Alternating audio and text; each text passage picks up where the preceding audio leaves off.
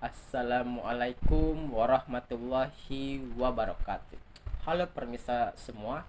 Halo pemirsa yang di rumah, pemirsa yang dimanapun mereka berada dan dimanapun anda berada.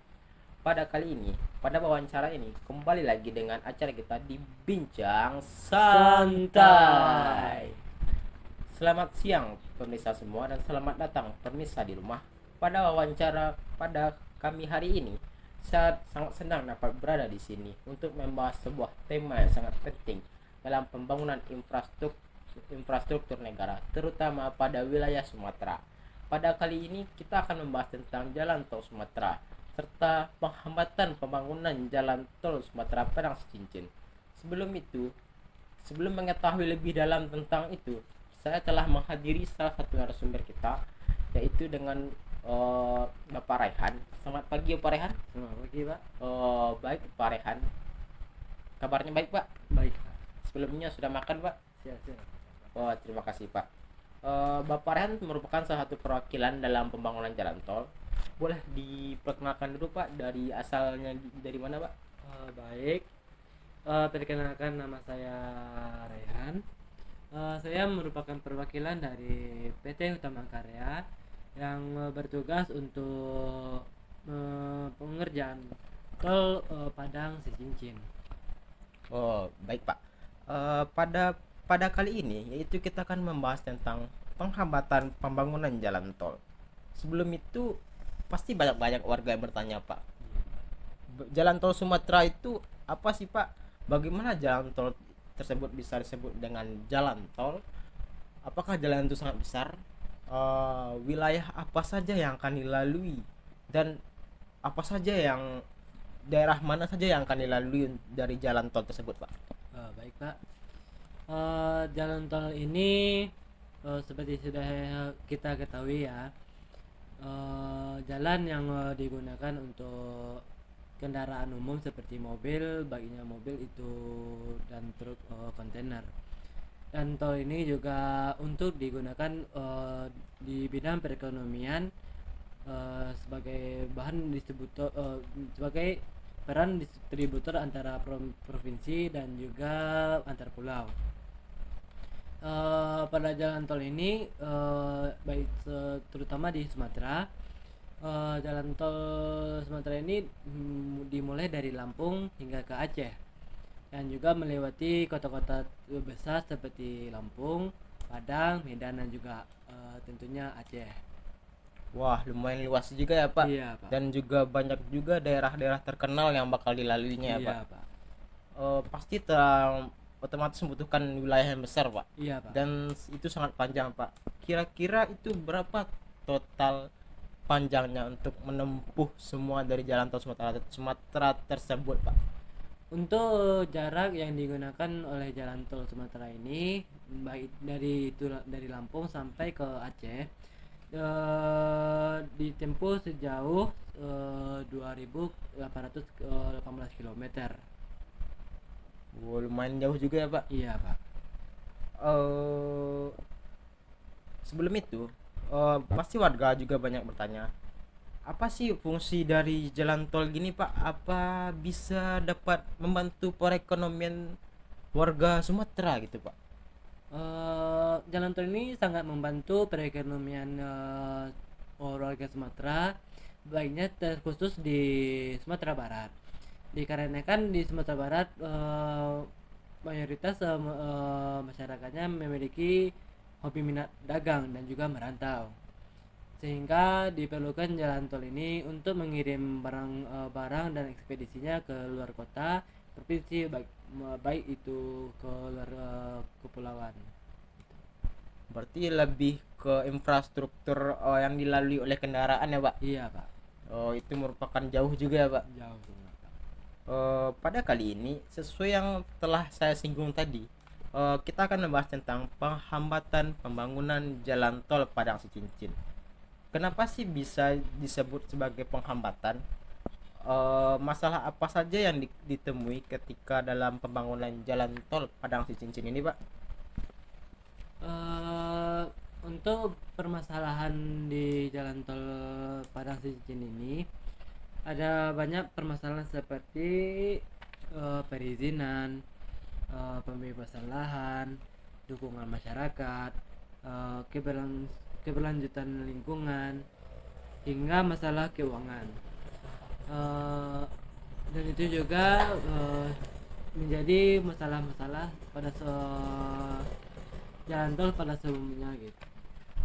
Oh begitu ya Pak. Baik, terima kasih telah membagikan informasinya Pak. Jadi yang telah dibagikan Bapak tersebut tentang masalah-masalah dalam pembangunan jalan tol tersebut ya Pak. Iya Pak. Baik, terima kasih Pak. Pada selanjutnya saya akan membahas tentang jalan tol tersebut, yaitu jalan tol Padang Sicincin ya Pak. Iya Pak. Untuk menempuh Padang sampai Sicincin, berapa total yang dibutuhkan untuk menempuh Padang Sicincin tersebut Pak? Untuk pengerjaan jalan tol Padang Sicincin diperlukan jalan sepanjang 36,15 km, dan kami sehingga kami membutuhkan lahan sebanyak 81 bidang tanah. Berarti lumayan besar juga Ya, Pak. besar Pak. Baik Pak. Jadi pada proyek jalan tol ini yaitu dari Padang Sicincin sudah sampai tahap mana gitu Pak?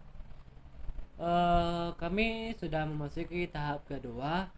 Ini juga baru masuk tahap kedua. Ini juga karena pada tahap 1 kami memiliki banyak masalah, tentunya pada masalah pembebasan lahan.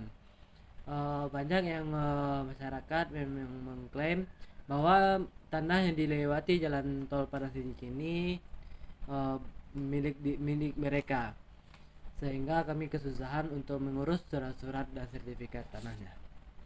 Baik, berarti masalahnya lebih ke dari masyarakatnya Pak. Iya Pak. Mungkin ada masalah lagi nggak gitu Pak? Untuk masalah lebih detail lagi, kenapa bisa jadi terhambatnya dari pembangunan jalan tol tersebut Pak? Faktor lain permasalahan jalan tol ini adalah masalah proses verifikasi, baik itu penilaian ulang, berkas-berkas yang belum lengkap atau tidak ada, sehingga proses pengecekan oleh Badan Pertahanan Nasional Sumbar atau BPN sedang memperkara masalah ini. Masalah selanjutnya, orang yang mengaku tanah yang melewati jalan tol yang tadi saya sebutkan belum ada konsiasi, dan masih juga penilaian ulang, dan juga melalui musyawarah antar masyarakat. Baik Pak. Jadi lumayan banyak juga ya Pak masalah yang ditempuh dalam pembangunan jalan Padang Sicincin ini Pak. Iya Pak. Dari beberapa masalah yang telah disebutkan Bapak tersebut, apakah sudah ada solusi dari Bapak maupun dari pihak pusat untuk menangani masalah terhambatnya pembangunan jalan tol ini Pak? Untuk menyelesaikan masalah pada jalan tol ini, perusahaan kami telah berupaya untuk menyelesaikannya, seperti membuat tim percepatan yang saling berkoordinasi dengan berbagai pihak agar pengerjaan jalan tol Padang Sicincin ini agar cepat rampung pada waktunya, sehingga masyarakat Sumbar maupun masyarakat daerah lainnya dapat menikmati jalan tol Padang Sicincin ini Pak. Baik, berarti sudah ada beberapa solusi yang telah diusulkan ya Pak? Sudah banyak Pak. Dari beberapa solusi tadi, sudah adakah solusi yang direalisasikan dan diaplikasikan kepada masyarakat, dan apakah sudah ada kemajuan dari solusi tersebut Pak? Untuk solusi tersebut, seperti pendekatan pada masyarakat, ada kemajuan dan juga tidak ada Pak.